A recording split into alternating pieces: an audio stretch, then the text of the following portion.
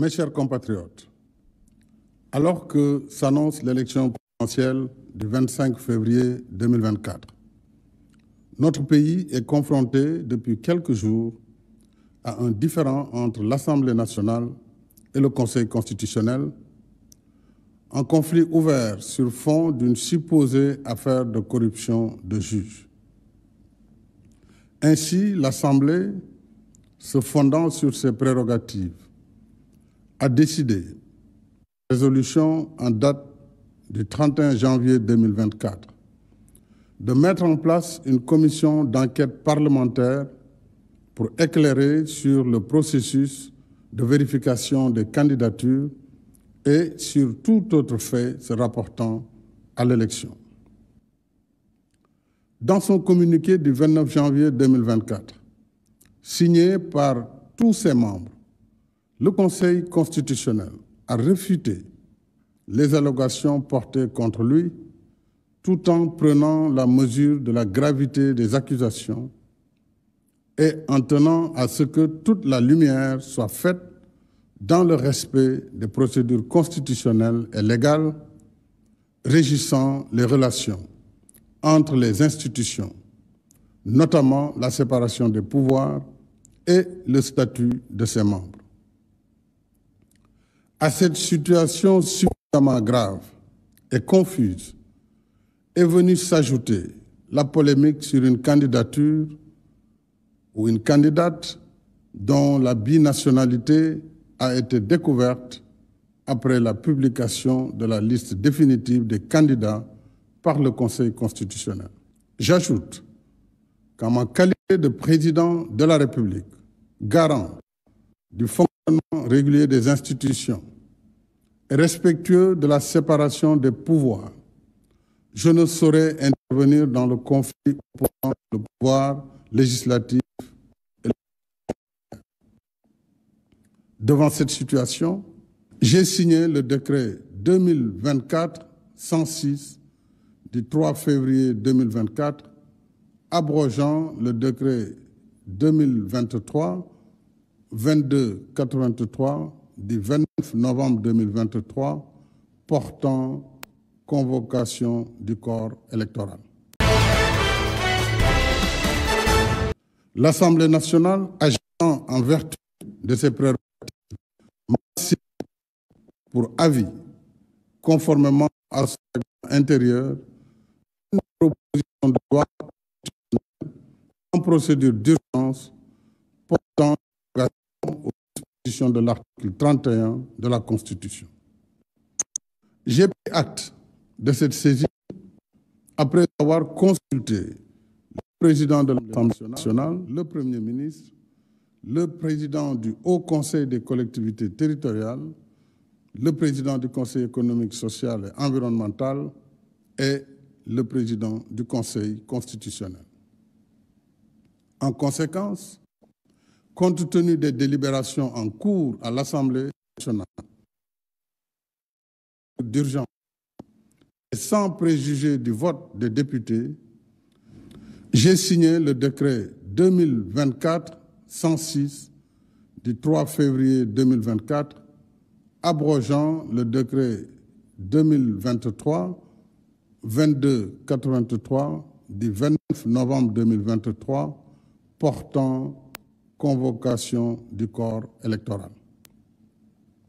Pour ma part, mon engagement solennel à ne pas me présenter à l'élection présidentielle reste inchangé.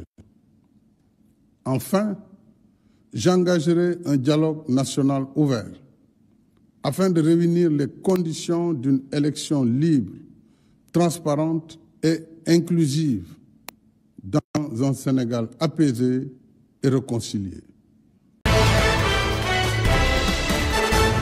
waaw li ma gis rek mooy ça veut dire que li ma daawoon wax à chaque fois c'est-à-dire respecté wuñ benn institution respecté wuñ dara.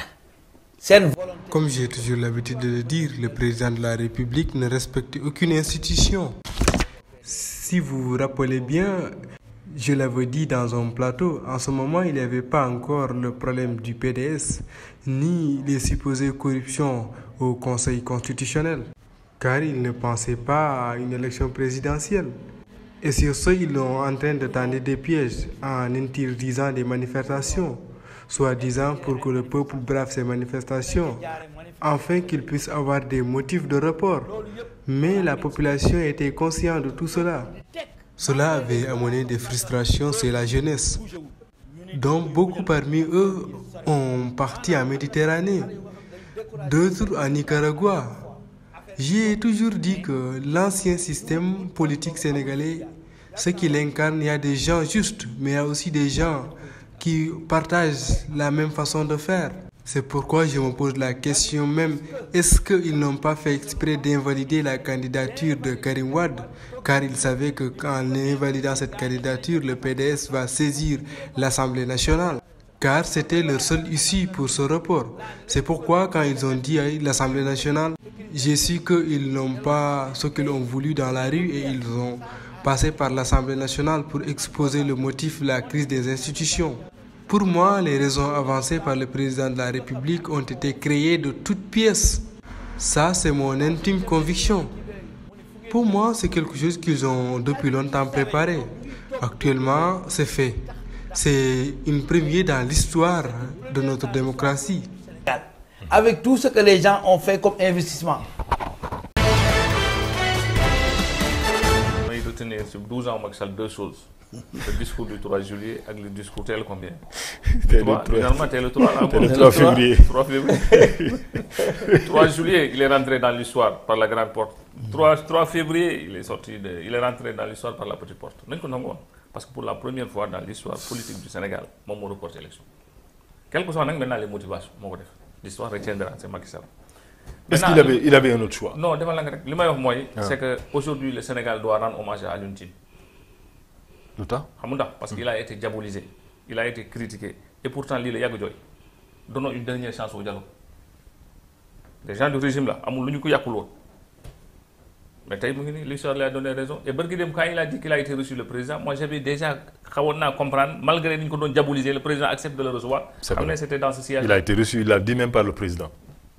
Donc, c'est que moi j'ai toujours dit, sans parti pris, qu'un dialogue national sans Ousmane Sonko de FADES, compte tenu de ce que ex-passé représente dans ce pays-là. Une élection présidentielle à ce rythme-là, sans Ousmane Sonko étant le chef de l'opposition, avec la réalité, les millions de Sénégalais, ils ont espoir de nous cristalliser ce nom. Même élection sans Ousmane Sonko, c'est un gâchis. Ça, il faut que nous nous le def. Il faut que nous nous gagner. Mais nous, et là où il a encore raison. Il a encore raison. Ça dit, il faut que nous il a raison sur eux. Parce qu'il y a des gens ils vont te dire que c'est une façon de faire un troisième mandat. Maintenant, nous avons une proposition en compte de la durée. Ce sera pour 6 mois et ils vont acter dans la proposition qu'il va rester président. Donc ça veut dire que proposition, il faut que nous actions la proposition pour qu'officiellement on ait légalité pour diriger quand même. Pour diriger. Absolument. Pour être président pendant les 6 mois. Mais ben, c'est compliqué parce que...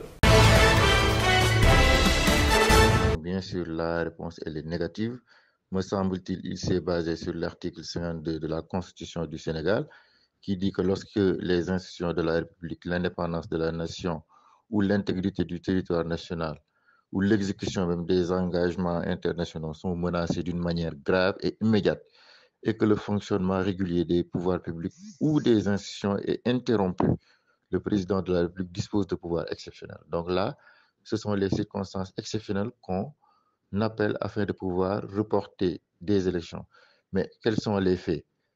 Des supposés faits de corruption de 2 membres du Conseil constitutionnel. Ce sont les faits. Une candidate déjà validée qui aurait eu, en tout cas qui serait toujours française. Ce sont les faits. Et l'Assemblée nationale qui ouvre une commission d'enquête parlementaire. Ces faits-là ne peuvent constituer aujourd'hui une crise entre des institutions. Vraiment, de supposés faits jugés fallacieux ont conduit à un président de la République légitimement et légalement élu de reporter des élections. Aujourd'hui, la démocratie se trouve vraiment touchée, l'état de droit se trouve vraiment touché. Et moi, en tout cas, j'ai dit qu'il s'agit simplement d'un coup d'état institutionnel. Bien sûr, le report est acté. Bah, de toute façon, tout gouvernement qui sera là au-delà des délais légaux ne sera plus légal, ne sera plus légitime. Donc, en conséquence, il faudra voilà, refaire un gouvernement d'union nationale, etc. Mais attends, c'est la conséquence légitime, c'est la conséquence la plus immédiate. Maintenant, est-ce qu'on devait en arriver là? Non, la question est non. Mais nous allons constater, advienne que pourra. La décision a été prise, il faudra aller dans ce sens et ultérieurement, bon, comme il l'a dit, faire un dialogue, mais nous pensons que ce sera inutile parce qu'il fallait vraiment respecter le calendrier démocratique. Le vrai problème, heureusement qu'on n'a pas évoqué de 52, il n'y a pas de crise institutionnelle au Sénégal. Pour l'instant, il n'y a pas de querelle entre deux institutions. Chacune des deux institutions, Conseil constitutionnel comme Assemblée, est dans son rôle jusqu'à présent. Le Conseil a pris les mesures qu'il fallait en matière électorale pour prendre ses décisions et l'Assemblée, comme structure législative de contrôle de l'action dans l'État et de l'État, que l'Assemblée prenne des initiatives, c'est normal. Où est le problème? Où est la difficulté? Où est le prétexte à un report des élections?